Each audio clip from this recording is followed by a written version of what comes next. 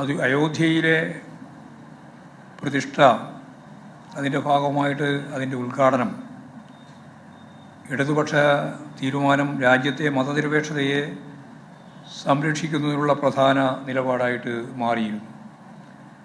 കോൺഗ്രസ് ഉൾപ്പെടെ ഉദ്ഘാടനത്തിന് ക്ഷണിച്ചപ്പോൾ യഥാർത്ഥത്തിൽ അവരെല്ലാം പങ്കെടുക്കുന്ന ഒരു തീരുമാനത്തിലെത്തുന്നതിനിടയിലാണ് CPIM-ഉം ഇടതുപക്ഷ പാർട്ടികളും വ്യക്തമായിട്ട് ആ പരിപാടിയിൽ പങ്കെടുക്കേണ്ടതില്ല എന്ന് തീരുമാനിച്ചു. ആ നിലപാട് ഇന്ത്യ വേദിക്ക്, ഇന്ത്യ ബ്ലോക്കിന് മതനിരപേക്ഷം മുഖം നൽകാനും BJPയുടെ മതരാഷ്ട്രവാദത്തെ തടയിടാനും കഴിയുന്ന സാഹചര്യം സൃഷ്ടിച്ചു എന്നുള്ളതാണ് സത്യം. ഇപ്പോൾ കഴിഞ്ഞ പാർലമെൻറ്റ് തിരഞ്ഞെടുപ്പിൽ BJPക്ക് ഒറ്റയ്ക്ക് ഭൂരിപക്ഷം കിട്ടിയില്ല.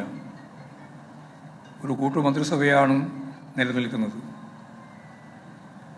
മതനിരപേക്ഷ നിലപാട് സ്വീകരിച്ചുകൊണ്ട് മുന്നോട്ടേക്ക് പോകുന്ന ഇടതുപക്ഷത്തെ ദുർബലപ്പെടുത്തുക എന്നത് എല്ലാ വർഗീയ ശക്തികളുടെയും ആവശ്യമാണ്, അവരുടെ മുദ്രാവാക്യമാണ്. എല്ലാ വർഗീയ ശക്തികളും എന്നുള്ളതുകൊണ്ട് അർത്ഥമാക്കുന്നത് ഭൂരിപക്ഷ വർഗീയതയും ന്യൂനപക്ഷ വർഗീയതയും ഉൾപ്പെടെയാണ്. ആഗോളവൽക്കരണ നയങ്ങളെ ഫലപ്രദമായിട്ട് പ്രതിരോധിച്ച് ബദൽ നയങ്ങൾ ഉയർത്തിപ്പിടിച്ചാണ് ഇടതുപക്ഷ സർക്കാർ മുന്നോട്ടേക്ക് പോകുന്നത്.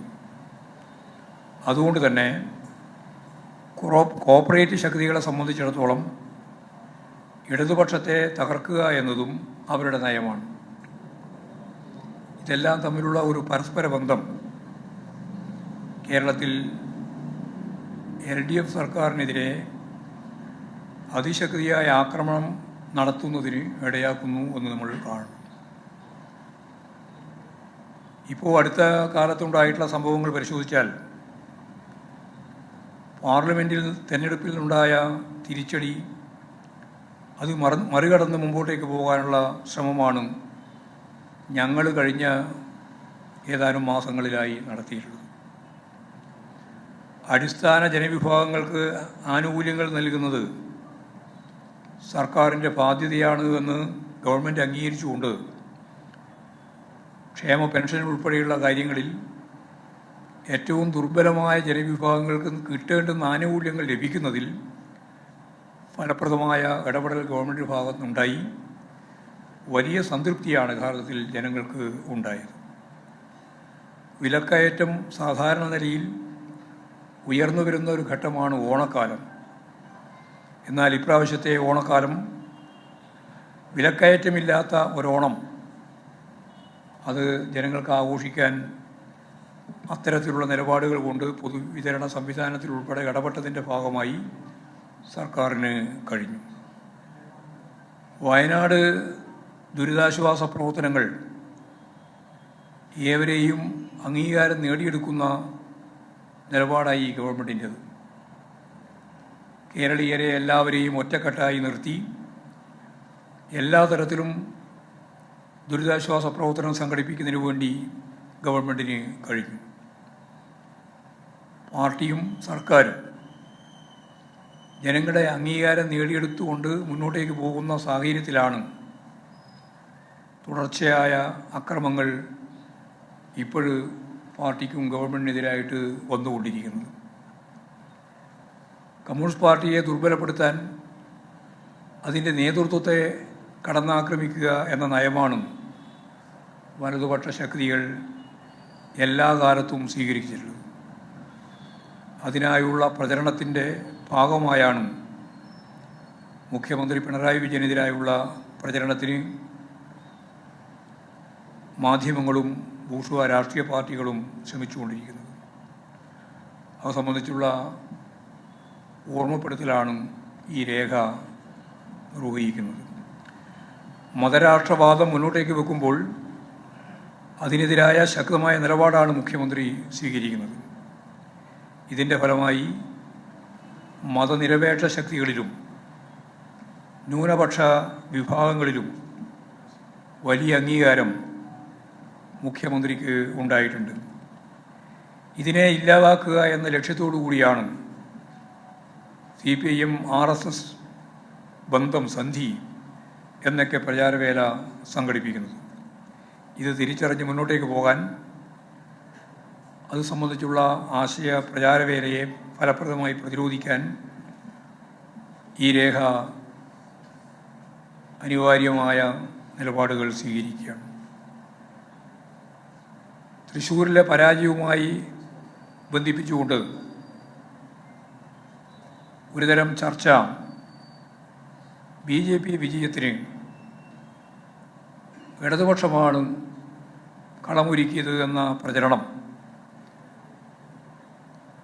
തൃശ്ശൂർ പരാജയവുമായിട്ട് ബന്ധപ്പെട്ട് വിവിധ കോണുകളിൽ നിന്ന് ശക്തിയായിട്ട് ഇപ്പോഴും പ്രചരിപ്പിച്ചുകൊണ്ടിരിക്കുകയാണ്. യഥാർത്ഥത്തിൽ എന്താണ് എന്ന കാര്യം ഞങ്ങൾ തന്നെ പല പ്രാവശ്യം പത്രസമ്മേളനത്തിൽ ഉൾപ്പെടെ പറഞ്ഞു. പക്ഷേ ഞങ്ങൾ പറയുന്നതൊന്നും മുഖവിലക്കെടുക്കാൻ തയ്യാറില്ല. അവരുടേതായ പഴയകാല പ്രചരണങ്ങൾ ഇപ്പോഴും നടത്തിക്കൊണ്ടിരിക്കുകയാണ്. തൃശ്ശൂർ UDF വോട്ടുകൾ BJPക്ക് ലഭിച്ചതാണ് വിജയത്തിനുള്ള പ്രധാന കാരണം. ഞാനതിൻ്റെ കണക്ക് വീണ്ടും ആവർത്തിക്കുന്നില്ല. 86,000-ലധികം വോട്ടാണ് കോൺഗ്രസ്സിന് കുറഞ്ഞത്. ഞങ്ങൾക്ക് 18,688 വോട്ട് കൂടുതൽ കിട്ടി.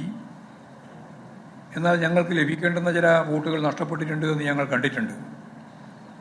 74,000 വോട്ടിന് BJP ജയിക്കുന്നത് പ്രധാനമായും കോൺഗ്രസിൻ്റെ ക്രിസ്ത്യൻ വോട്ട് ഉൾപ്പെടെയുള്ള വോട്ട് BJPക്ക് അനുകൂലമായിട്ട് മാറിയ പശ്ചാത്തലത്തിലാണ്. അതാണ് തൃശ്ശൂർ പരാജയമെന്ന് അവർ തന്നെ നിശ്ചയിച്ചിട്ടുള്ള കമ്മീഷൻ റിപ്പോർട്ട് കൃത്യമായി രേഖപ്പെടുത്തിയിട്ടുണ്ട്. അത് പുറത്തുവിടാൻ അവർ തയ്യാറില്ല. പക്ഷേ വസ്തുതാപരമായി കാര്യങ്ങൾ അവർ കണ്ടതാണ്.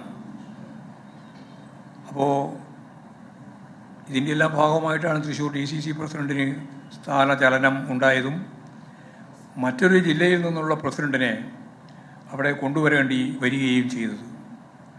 അപ്പോൾ പരാജയപ്പെട്ടതിനെ സംബന്ധിച്ച് അന്വേഷിക്കുന്നതിന് കമ്മീഷൻ കോൺഗ്രസ് നിയോഗിച്ചതും അതിൻ്റെ പേരിലുള്ള സംഘർഷങ്ങളും നാട്ടിൽ പാട്ടായിട്ടുള്ളതുമാണ് എന്ന് നമുക്ക് അറിയാം. എന്നിട്ടും CPIMനെ കുറ്റപ്പെടുത്തി അതിൻ്റെ മതനിരപേക്ഷ ഉള്ളടക്കത്തെ തമസ്കരിക്കുക എന്ന നിലപാടാണ് ഇപ്പോൾ സ്വീകരിച്ചുകൊണ്ടിരിക്കുന്നത്. നാട്ടിലുള്ള എല്ലാ ജനവിഭാഗങ്ങളുടെയും ന്യായമായ താല്പര്യങ്ങൾ സംരക്ഷിക്കുന്ന നിലപാടാണ് പാർട്ടി നേരത്തെ തന്നെ സ്വീകരിച്ചത്. ഇവയെല്ലാം പരിശോധിച്ച് ആവശ്യമായ നിലപാട് സ്വീകരിക്കുമെന്ന കാര്യം പാർട്ടി സംസ്ഥാന സെക്രട്ടേറിയറ്റ് തന്നെ വ്യക്തമാക്കിയിട്ടുള്ളതാണ്. പോലീസുമായിട്ട് ബന്ധപ്പെട്ട് ഉൾപ്പെടെ ഇത്തരത്തിൽ കാര്യമായ നിലപാടാണ് പാർട്ടി സ്വീകരിച്ചത്.